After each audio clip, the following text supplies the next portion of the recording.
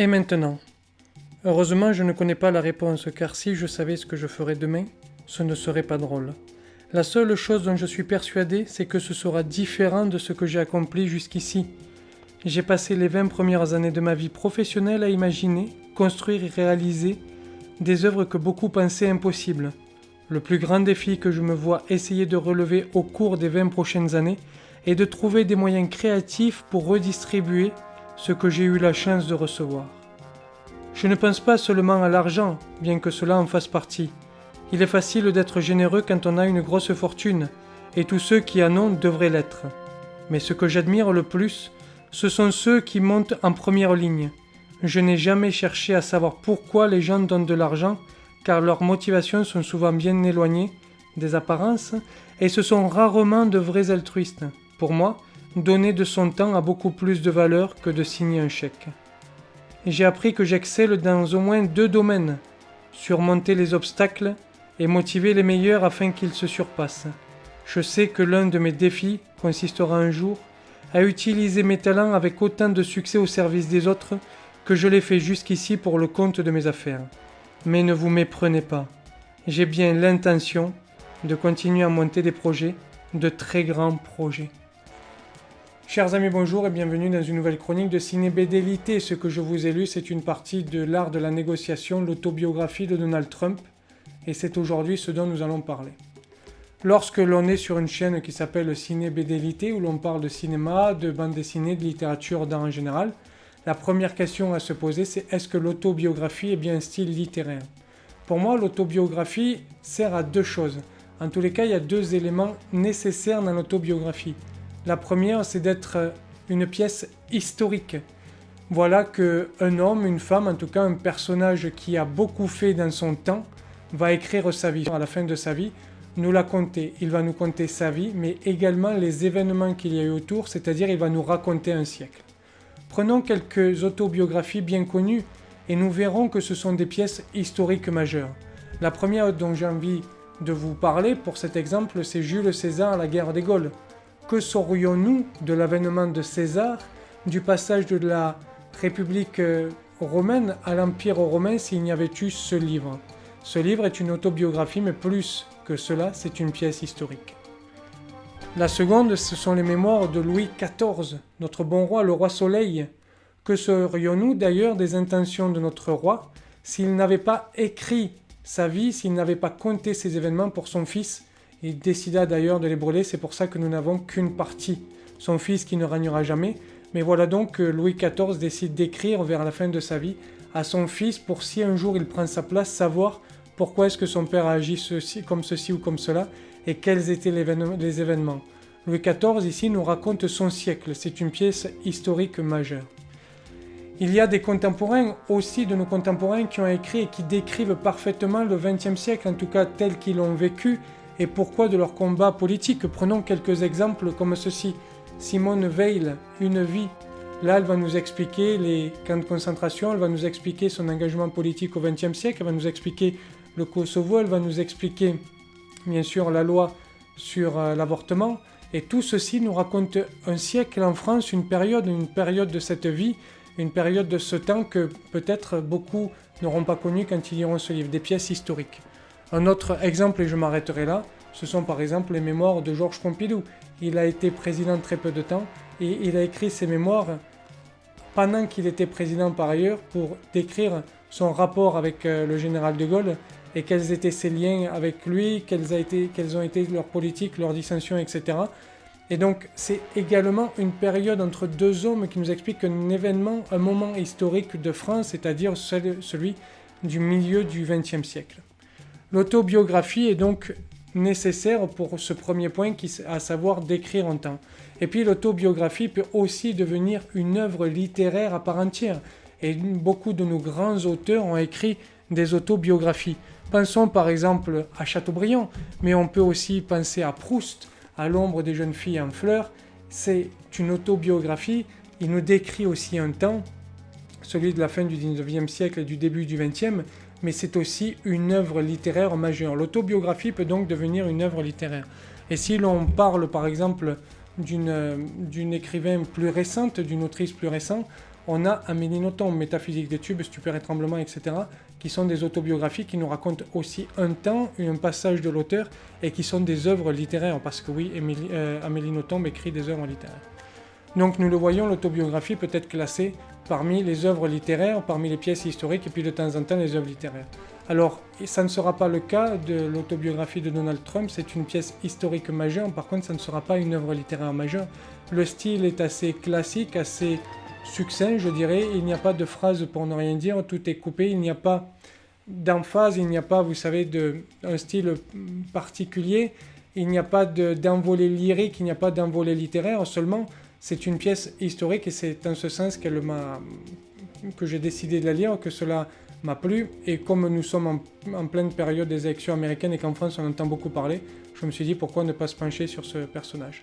Alors Trump écrit cette autobiographie au printemps 1987, il a 41 ans, il a déjà fait fortune dans l'immobilier, il a notamment déjà construit la Trump Tower, il a déjà construit ou en tout cas fini de construire, parce qu'il a racheté des bâtiments qui étaient déjà à moitié faits, 2 casinos à 2 heures de New York. Il a également investi dans le sud des États-Unis. Il a également rénové le Commodore, qui est l'un des principaux hôtels de New York. Il a également construit une patinoire pour les New-Yorkais. Et on voit d'ailleurs dans cet événement sur la patinoire que Trump aime sa ville plus que tout. C'est quelqu'un qui vient du Queens, qui a travaillé à Brooklyn avec son père, qui était aussi entrepreneur, qui a décidé d'aller à Manhattan quand il avait la vingtaine. Et il est complètement amoureux de cette ville, il connaît tous les quartiers de cette ville et souhaite voir en elle le phare du monde quelque part. Et c'est vrai que New York est assez impressionnant quand on arrive à New York, tous ces gratte-ciel, etc. On a un peu l'impression d'être au centre du monde et c'est ce que Trump, qui est jeune à cette époque, n'oubliez pas, 41 ans, il a écrit son autobiographie au printemps 1987, veut pour sa vie qu'elle redevienne le phare du monde. Et en fait, ce livre nous décrit parfaitement les années 70 et 80 à New York et nous décrit parfaitement le délitement qui est en train de connaître la ville, et notamment face au New Jersey où les taxations sont moins grandes. Et par exemple, il y a tout un chapitre sur le West Side où il a acheté 40 hectares de terrain, où il veut faire un Television City, et il explique que la NBC est prêt à quitter New York pour aller dans New Jersey parce que les impôts sont beaucoup plus faibles. Et en fait, on se rend compte que dans ces années 70-80, sous l'ère de Ed Koch, il y a la fuite des capitaux de New York qui partent dans d'autres États américains. Alors je parle du New Jersey, mais il est également beaucoup question ici du Michigan, où New York véritablement périclite. Il y a de plus en plus de violence, de plus en plus de drogue.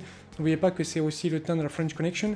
Il y a de plus en plus de violence, de drogue. Et puis Donald Trump, qui est un jeune homme, veut vraiment réhabiliter sa ville. Alors il va investir dans des quartiers comme le West Side, qui est un quartier extrêmement criminogène, qui est l'équivalent de Mantes-la-Jolie à Paris ou même d'Harlem dans les années 90. Et il va revaloriser ces quartiers-là. Donc il nous explique tout ceci, il nous explique aussi toutes les lois qu'il y a à New York pour construire des bâtiments, etc. Donc on a toute cette histoire sur une vingtaine d'années, et c'est extrêmement intéressant parce que dans ses yeux, on va voir aussi New York se transformer, et on va comprendre peut-être un petit peu mieux aussi l'âme américaine. Alors au début du livre, il y a une préface, le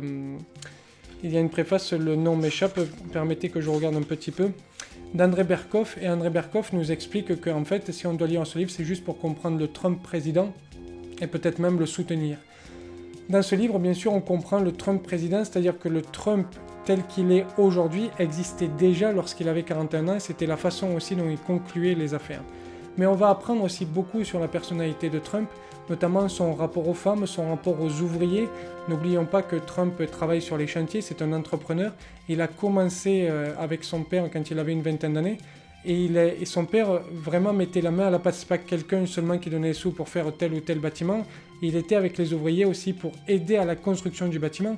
Et Trump va nous expliquer, et il nous mène avec les ouvriers à ce moment-là, nous disant aussi que quand il avait 20 ans, il travaillait avec ces ouvriers-là, qu'il n'aimait pas ce travail manuel, mais il n'y a aucun mépris pour l'ouvrier, au contraire, il y a un amour infini pour l'ouvrier.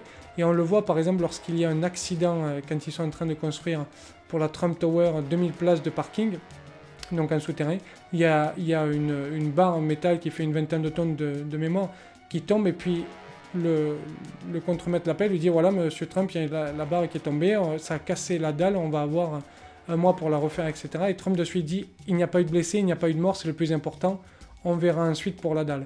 Donc on sent quelqu'un de très proche des ouvriers, on sent aussi un homme très proche des femmes, et ça c'est vrai que c'est pas l'image que l'on a, l'image que les médias en tout cas nous donnent lorsqu'il y a quelques sorties de Trump, notamment sur les femmes. Et je voudrais juste vous lire un petit passage, donc c'est au moment où il va construire la Trump Tower, et juste pour vous donner une idée, un petit peu de l'idée qu'il a des femmes, en tout cas lorsqu'il a 41 ans et qu'il écrit ce livre. En octobre 1980, la Chase Manhattan a accepté de financer la Trump Tower. J'ai choisi comme principal entrepreneur HRH Construction. Le budget total, c'est-à-dire l'achat du terrain, la construction de l'immeuble, les intérêts de l'emprunt, la publicité et la promotion, s'est élevé à un peu plus de 200 millions de dollars. La personne chargée de superviser les travaux, Barbara Ress, était la première femme responsable de la réalisation d'un gratte-ciel à New York. Elle avait 33 ans à l'époque. Je l'avais connue lorsqu'elle avait travaillé pour HRH sur le Commodore. Alors, je rappelle que le Commodore, c'est l'hôtel qu'il a acheté pour le rénover. Et j'avais apprécié lors des réunions de chantier la façon dont elle ne se laissait pas marcher sur les pieds par les contremaîtres. Elle était 2 fois plus petite que la plupart d'entre eux, mais elle n'avait pas peur de leur rentrer dedans lorsque c'était nécessaire, et elle arrivait toujours à obtenir ce qu'elle voulait. C'est curieux, ma mère a été une femme au foyer toute sa vie, or j'ai souvent engagé des femmes pour des fonctions importantes. Elles ont d'ailleurs toujours été plus qu'à la hauteur. Généralement, en fait, elles sont beaucoup plus efficaces que les hommes qui les entourent. Louise Sunshine, une des vice-présidentes de ma compagnie pendant 10 ans, était aussi inflexible que la plupart de mes collaborateurs. Blanche Sprague, la responsable des ventes et du design intérieur de mes immeubles, est une des meilleures vendeuses et gestionnaires que j'ai jamais rencontrées. Norma Fouer-d'Erreur, mon assistante personnelle, est douce et charmante, elle a beaucoup de classe, mais c'est une main de fer dans un gant de velours. Les gens qui croient pouvoir la bousculer s'aperçoivent rapidement de leur erreur. Ivana, ma femme, est un excellent patron. Elle est aussi exigeante et a le sens de la compétition. Ses employés l'apprécient car ils savent qu'elle exige autant d'elle que d'eux. D'ailleurs, sa femme est celle qui gère ces casinos, 2 casinos qui rapportent énormément d'argent à Trump. Et donc on voit que l'image qu'il a des femmes et la façon dont il est décrit dans le livre est totalement différente de l'image, on va dire, donnée par les médias ou par quelques-uns de ses tweets aujourd'hui sur les femmes. C'est un homme qui a confiance aux femmes, qui aime les femmes, qui ne les aime pas seulement comme des objets sexuels, mais qui les aime comme des femmes importantes, des personnes qui sont capables de gérer soit des casinos qui rapportent plusieurs centaines de millions de dollars par an, soit la construction d'un immeuble à 200 millions de dollars. Il y a aussi le fait, comme je vous ai dit au début de la vidéo, qu'il aime New York, et on va parler ici du West Side, et je vais juste vous lire un petit passage du West Side pour montrer à quel point il est déterminé dans les affaires, mais en même temps, il aime passionnément sa ville. Dans ma proposition, je m'engageais à construire le quartier général de NBC moi-même pour une somme comprise entre 3 et 400 millions de dollars. Je subventionnais également le loyer de NBC pour une période de 30 ans en leur demandant seulement 160 $ par mètre carré, ce qui représente moins de la moitié du loyer normal. J'acceptais enfin de verser à la ville 25% de tous les profits que Television City engagerait au cours des 40 premières années. En échange, je leur demandais un abattement fiscal d'une durée de 20 ans sur l'ensemble du projet. Même dans ce cas de figure, je ne commencerai à toucher des bénéfices que lorsque le projet entier serait terminé, ce qui signifiait dans plusieurs années. En attendant, c'est moi qui subventionnerai personnellement NBC pour des sommes allant jusqu'à 30 millions de dollars par an. On le voit, pour pas que NBC aille dans le New Jersey, il est prêt à tout, il est prêt à financer. Pour que les New-Yorkais soient heureux, il a financé une patinoire qui lui a coûté 6 millions de dollars. On voit donc un Trump amoureux de sa ville, on voit déjà un Trump aussi qui commence à critiquer notamment le maire de New York, Ed Koch, la personne du maire de New York, Ed Koch, la politique. Et il dit par moments que les politiques sont plus préoccupés par leur mandat et la façon dont les gens vont les percevoir et par la relation qu'ils ont avec la presse qu'à réellement faire des choses. Et il y a cette idée, si vous voulez, tout au long du livre, que l'entrepreneur, c'est un petit peu un salaud et le politique, le gentil, ça c'est la vision des politiques. Mais pour Donald Trump, c'est l'inverse. C'est celui qui construit, l'artisan, donc l'entrepreneur, qui est le gentil, parce que c'est la personne qui va aller de l'avant, et le politique qui est le méchant. Et en réalité, toute cette construction de différence qu'il va y avoir entre finalement le libéral, c'est-à-dire celui qui va construire l'entrepreneur, le chef d'entreprise et le politique, tout ça va se former tout au long de sa vie et il va s'opposer de plus en plus aux politiques, qu'ils soient démocrates ou républicains d'ailleurs. Dans le livre, il dit qu'il n'apprécie aucun des deux partis, démocrate, et qu'il est obligé, Il explique dans ce livre qu'il est obligé de financer les deux partis parce qu'il ne sait pas qui c'est qui va gagner à la mairie et qu'il a besoin du soutien des politiques. Mais il a un rage contre cette nécessité du soutien politique pour faire des choses. Et c'est vrai que là, on voit aussi le Donald Trump, président des États-Unis, qui naît, à savoir le fait de dire « nous pouvons, en tant qu'entrepreneurs, faire des choses, le politique ne peut pas ». Et voilà la notion qu'il va avoir et la vision du monde qu'il va avoir toute sa vie. Donc c'est vraiment un livre à lire si vous êtes intéressé. Il n'est pas très cher, je crois qu'il coûte 7,50 € à lire si vous êtes intéressé par le personnage de Donald Trump, et surtout maintenant où on entend de plus en plus parler de lui pour les élections américaines.